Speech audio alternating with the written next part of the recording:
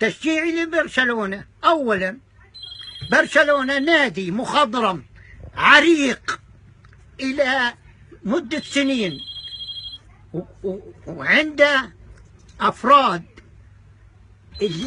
اللعب تبعهم مش لعب عبارة عن قوة جسدية، لا، عندهم تكتكة، وعندهم سياسيا في تحويل الطابة، في تحويل الكرة من وإلى، تقعد 40 تحويلة بتكون معهم الكرة. فميسي لا يعلى عليه لاعب في كل الكرة الأرضية. ميسي اعترف في مارادونا إنه أزود من مارادونا. فأنا من هذا المنطلق، بما إن نادي برشلونة بيمثل الطبقة الكادحة، وأنا من الطبقة الكادحة. أنت من إمتى بتشجع برشلونة؟ قبل من ما عرفت برشلونة وأنا بشجع برشلونة، وصار مشاددة كلام بيني وبين المدريديين في المقهى، واستلحت مسكت ال14 وقلت لهم والله اللي بتفلسف لا لا لا, لا خليه على الكرسي.